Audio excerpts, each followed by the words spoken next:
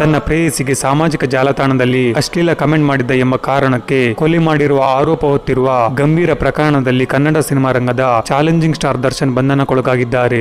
Light boy ಆಗಿ ಚಿತ್ರರಂಗ ಪ್ರವೇಶಿಸಿದ ದರ್ಶನ್ ತಮ್ಮ ತಂದೆ ತೂಗುದೀಪ ಶ್ರೀನಿವಾಸ್ ಅವರ ನಂಟಿನ ಹೊರತಾಗಿಯೂ ಸ್ಟಾರ್ ನಟನ ಪಟ್ಟಕ್ಕೇರಲು ಸಾಕಷ್ಟು ಶ್ರಮಿಸಿದ್ದಾರೆ. ಆದರೆ ಅದೇ ಹೊತ್ತಿಗೆ ಚಿತ್ರರಂಗಕ್ಕೆ ಕಾಲಿಟ್ಟ ಆರಂಭದಿಂದಲೂ ಪರಿಶ್ರಮದಿಂದ ಪಡೆದ ತಮ್ಮ ಸ್ಟಾರ್ ಗಿರಿಯ ಕಾರಣಕ್ಕೆ ಸುದ್ದಿ ಆಗಿರುವುದಕ್ಕಿಂತ ವಿವಾದಗಳನ್ನು ಮೈಮೇಲೆ ಎಳೆದುಕೊಳ್ಳುವುದರಲ್ಲಿಯೇ ದರ್ಶನ್ ಸುದ್ದಿಯಾಗುತ್ತಿದ್ದಾರೆ. ಮೈಸೂರಿನ ಸಿದ್ಧಾರ್ಥ್ ಲೇಔಟ್ ನಲ್ಲಿ ಅವರ ತಂದೆ ತೂಗುದೀಪ್ ನಿಧನದ ಬಳಿಕ ಆರ್ಥಿಕ ಸಂಕಷ್ಟ ಎದುರಾಗಿತ್ತು. ಆ ದಿನಗಳಲ್ಲಿ ದರ್ಶನ್ ಹಸು ಎಮ್ಮೆ ಸಾಕಿ ಹಾಲು ಮಾರಿ ಮನೆಯ ಜವಾಬ್ದಾರಿ ನಿರ್ವಹಿಸುತ್ತಿದ್ದರು. ಆ ಬಳಿಕ ಶಿವಮೊಗ್ಗ ಜಿಲ್ಲೆಯ ನೀನಜಂ ರಂಗ ಶಿಕ್ಷಣ ಕೇಂದ್ರಕ್ಕೆ ಸೇರಿ ನಟನೆ ಕಲಿಯಲು ಯತ್ನಿಸಿದರು. ಅಲ್ಲಿ ಕೋರ್ಸ್ ಅರ್ಧಕ್ಕೆ ನಿಲ್ಲಿಸಿ ಬೆಂಗಳೂರಿಗೆ ಮರಳಿ ಸಿನಿಮಾ ಉದ್ಯಮದಲ್ಲಿ ಲೈಟ್ ಬಾಯ್ ಆಗಿ ಉದ್ಯೋಗ ಆರಂಭಿಸಿದ್ದರು.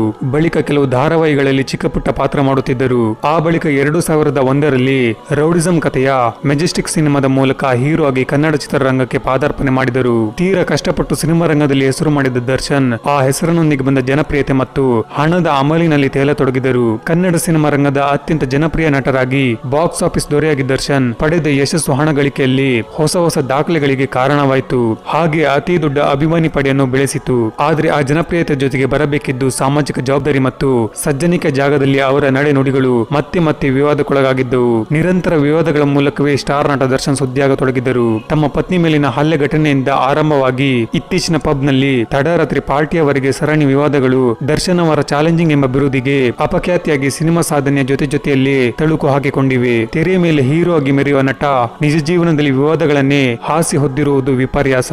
ಆದರೆ ದರ್ಶನ್ ಅವರ ಈ ಹಿಂದಿನ ಪ್ರಕರಣಗಳು ಯಾವಲ್ಲವೇ ತಿಳಿಯೋಣ ಈ ಒಂದು ವಿಡಿಯೋದಲ್ಲಿ. ಈ ಒಂದು ವಿಡಿಯೋ ತುಂಬಾ ಇಂಟ್ರೆಸ್ಟಿಂಗ್ ಆಗಿರುತ್ತದೆ. ಹಾಗಾಗಿ ನಿಮಗೆ ಈ ಒಂದು ವಿಡಿಯೋ ಇಷ್ಟವಾದರೆ ದಯವಿಟ್ಟು ಲೈಕ್ ಮಾಡಿ ಹಾಗೂ ಚಾನಲ್ಗೆ ಸಬ್ಸ್ಕ್ರೈಬ್ ಆಗಿ. ಮೊದಲನೇದಾಗಿ ಪತ್ನಿ ಮೇಲೆ ಹಲ್ಲೆ ನಡೆಸಿ ಜೈಲಿಗೆ ನಟ ದರ್ಶನ್ ವಿರುದ್ಧ ಮೊದಲ ಪೊಲೀಸ್ ದೂರು ದಾಖಲಾಗಿದ್ದು ಸ್ವತಃ ಅವರ ಪತ್ನಿಯಿಂದಲೇ. 2011ರಲ್ಲಿ ಪತಿ ದರ್ಶನ್ ತಮ್ಮ ಮೇಲೆ ಹಲ್ಲೆ ನಡೆಸಿದ್ದಾರೆ ಎಂದು ಅವರ ಪತ್ನಿ ವಿಜಯಲಕ್ಷ್ಮಿ ಪೊಲೀಸರಿಗೆ ದೂರು ನೀಡಿದ್ದರು. ಆ ಪ್ರಕರಣದಲ್ಲಿ ಪೊಲೀಸರು ದರ್ಶನ್ ಅವರನ್ನು ಬಂಧಿಸಿ ಜೈಲಿಗೆ ಕಳುಹಿಸಿದ್ದರು. ಕೌಟುಂಬಿಕ ಕಲಹದಲ್ಲಿ ದರ್ಶನ್ ತಮ್ಮ ಪತ್ನಿ ಮೇಲೆ ಅಮಾನುಷ ಹಲ್ಲೆ ಮಾಡಿದ್ದರು. ವಿಜಯಲಕ್ಷ್ಮಿ ಅವರ ಮುಖ ಕೈಗೆ ಹೊಡೆದು ಗಾಯಗೊಳಿಸಿದ್ದರು. ಹಲ್ಲೆಗೊಳಗಾದ ವಿಜಯಲಕ್ಷ್ಮಿ ಅವರು ನೀಡಿದ ದೂರಿನ ಆಧಾರದಲ್ಲಿಯೇ ಪೊಲೀಸರು ದರ್ಶನ್ ವಿರುದ್ಧ ಕ್ರಿಮಿನಲ್ ಪ್ರಕರಣ ದಾಖಲಿಸಿ ಬಂಧಿಸಿದ್ದರು. ಪ್ರಕರಣಕ್ಕೆ ಸಂಬಂಧಿಸಿದಂತೆ ದರ್ಶನ್ 28 ದಿನಗಳ ಕಾಲ ಜೈಲು ಸೇರಿದ್ದರು. ಬಳಿಕ ವಿಜಯಲಕ್ಷ್ಮಿ ಮತ್ತು ದರ್ಶನ್ ನಡುವೆ ಚಿತ್ರರಂಗದ ಪ್ರಮುಖರು ರಾಜಿ ಪಂಚಾಯಿತಿ ನಡೆಸಿದ್ದರು. ಆ ಹಿನ್ನೆಲೆಯಲ್ಲಿ ವಿಜಯಲಕ್ಷ್ಮಿ ಅವರು ದೂರು ವಾಪಸ್ ಪಡೆದರು. ಇನ್ನು ಎರಡನೇದಾಗಿ ನಿರ್ಮಾಪಕ ಉಮಾಪತಿ ವಿವಾದ.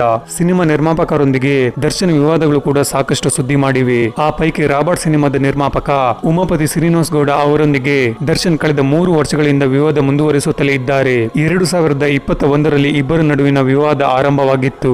ಆಗ ತಮ್ಮ ಹೆಸರು ಬಳಸಿಕೊಂಡು ಉಮಾಪತಿ ಅವರು 25 ಕೋಟಿ ರೂಪಾಯಿ ಸಾಲ ಪಡೆದು ವಂಚನೆಗೆ ಯತ್ನಿಸಿದ್ದಾರೆ ಎಂದು ದರ್ಶನ್ ಅವರು ಆರೋಪಿಸಿದ್ದರು. ಆ ಬಗ್ಗೆ ಪೊಲೀಸ್ ದೂರು ಸಹ ದಾಖಲಿಸಿದ್ದರು. ಆದರೆ ಉಮಾಪತಿಯ ಆ ಆರೋಪವನ್ನು ತಳ್ಳಿ ಹಾಕಿದಲ್ಲದೆ ತಮ್ಮ ಮತ್ತು ದರ್ಶನ್ ನಡುವಿನ ವ್ಯವಹಾರ ಕುರಿತು ಸಾಕ್ಷ್ಯಗಳನ್ನು ಬಿಡುಗಡೆ ಮಾಡಿದ್ದರು. ಈಗಲೂ ಈ ಇಬ್ಬರ ನಡುವೆ ಸಾಮಾಜಿಕ ಜಾಲತಾಣದಲ್ಲಿ ಪರಸ್ಪರ ಆರೋಪ ಪ್ರತ್ಯಾರೋಪ ಪರೋಕ್ಷ ಟಾಂಗ್ ಕೊಡುವುದು ಮುಂದುವರೆದಿದೆ. ಇನ್ನು ಮೂರನೆಯದಾಗಿ ದಲಿತ ವ್ಯಕ್ತಿ ಮೇಲೆ ಹಲ್ಲೆ ಆರೋಪ.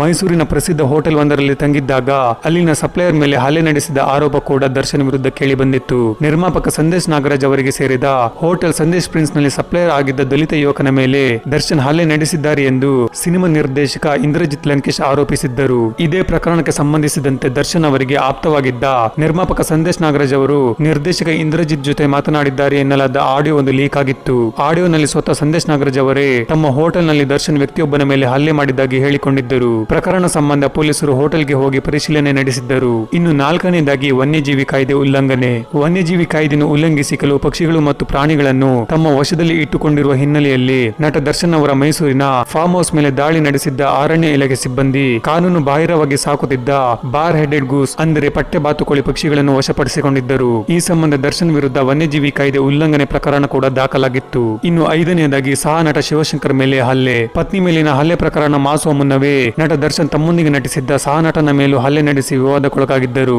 2019ರಲ್ಲಿ ಬಿಡುಗಡೆಯಾದ ಅವರ ನಟನೆಯ ಯಜಮಾನ ಸಿನಿಮಾದ ಚಿತ್ರೀಕರಣದ ವೇಳೆ ಸಹ ನಟ ಶಿವಶಂಕರ್ ಎಂಬುವರ ಮೇಲೆ ಹಲ್ಲೆ ನಡೆಸಿದ ಪ್ರಕರಣ ವರದಿಯಾಗಿತ್ತು.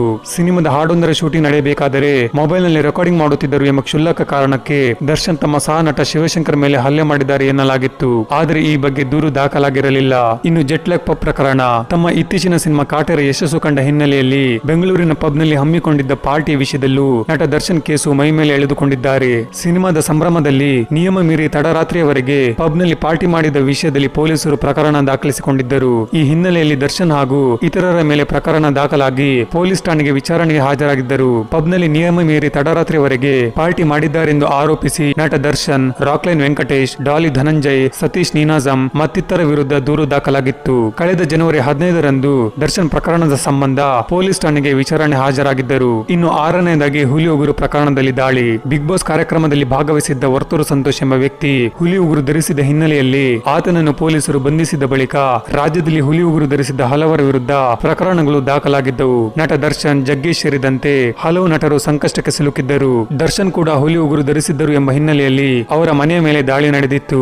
ಆ ವೇಳೆ ಅರಣ್ಯ ಇಲಾಖೆ ಸಿಬ್ಬಂದಿ ದರ್ಶನ್ ರಿಂದ ಹುಲಿ ಉಗುರು ವಶಪಡಿಸಿಕೊಂಡಿದ್ದರು. ಇನ್ನು 7ನೇದಾಗಿ ಮಹಿಳಾ ನಿಂದನೆ ದೂರು ದಾಖಲು. ಮಹಿಳೆಯರ ವಿಷಯದಲ್ಲಿ ನಾಲಿಗೆ ಹರಿಬಿಟ್ಟು ಹಲವು ಬಾರಿ ನಟ ದರ್ಶನ್ ಸಂಕಷ್ಟಕ್ಕೆ ಸಿಲುಕಿದ್ದಾರೆ. ತಮ್ಮ ಯಶಸ್ವಿ ಚಿತ್ರ ಕಾಟೇರದ ಸಕ್ಸಸ್ ಮೀಟ್ ನಲ್ಲಿ ಯಾರನ್ನೂ ಉದ್ದೇಶಿಸಿ ಅಶ್ಲೀಲವಾಗಿ ಮಾತನಾಡಿ ವಿವಾದ ಮೈಮೇಲೆ ಎಳೆದುಕೊಂಡಿದ್ದರು. ಹಾಗೆ ಆ ಮಾತುಗಳು ಸಾಮಾಜಿಕ ಜಾಲತಾಣದಲ್ಲಿ ವೈರಲ್ ಆಗಿ ಸಾಕಷ್ಟು ಚರ್ಚೆಗೆ ಗ್ರಾಸವಾಗಿದ್ದವು. ಆ ಹಿನ್ನೆಲೆಯಲ್ಲಿ ರಾಜ್ಯದ ಪ್ರಮುಖ ಮಹಿಳಾ ಸಂಘಟನೆಗಳು ದರ್ಶನ್ ವಿರುದ್ಧ ರಾಜ್ಯವ್ಯಾಪಿ ಪ್ರತಿಭಟನೆ ನಡೆಸಿ ದೂರು ದಾಖಲಿಸಿದ್ದವು. ಇಷ್ಟೇ ಅಲ್ಲದೆ ವನ್ಯಜೀವಿ ವಲಯದಲ್ಲಿ ಅಕ್ರಮ ಪ್ರವೇಶ, ಮಾಧ್ಯಮದವರ ವಿರುದ್ಧ ಹರಿಹಾಯ್ದು ನಿಷೇಧಕ್ಕೆ ಒಳಪಟ್ಟಿದ್ದು, ನಟ ಪುನೀತ್ ರಾಜ್ಕುಮಾರ್ ಅವರ ಬಗ್ಗೆ ಅವರ ನಿಧನದ ಬಳಿಕ ವಿವಾದದ ಹೇಳಿಕೆ ನೀಡಿದ್ದು, ಸಾಕು ನಾಯಿ ದಾಳಿಯಿಂದ ನೊಂದ ಮಹಿಳೆಯ ದೂರು ಸೇರಿದಂತೆ ಸಾಲು ಸಾಲು ವಿವಾದಗಳು ನಟ ದರ್ಶನ್ ಅವರನ್ನು ಸುತ್ತಿಕೊಂಡಿವೆ. ಸದಾ ಒಂದಿಲ್ಲೊಂದು ವಿವಾದಾತ್ಮಕ ಹೇಳಿಕೆ, ಕೃತ್ಯಗಳಿಂದ ಇತ್ತೀಚಿನ ವರ್ಷಗಳಲ್ಲಿ ಹೆಚ್ಚು ಸುದ್ದಿಯಾಗುತ್ತಿರುವ ದರ್ಶನ್ ಇದೀಗ ತಮ್ಮದೇ ಅಭಿಮಾನಿ ಯುವಕನನ್ನು ಕೊಲೆ ಮಾಡಿರುವ ಆರೋಪದಲ್ಲಿ ಪೊಲೀಸರ ಅತಿಥಿಯಾಗಿದ್ದಾರೆ. ಇದಿಷ್ಟು ಈ ಒಂದು ವಿಡಿಯೋದ ಮಾಹಿತಿ. ವಿಡಿಯೋ ನೋಡಿದ್ದಕ್ಕೆ ತುಂಬಾ ಧನ್ಯವಾದಗಳು.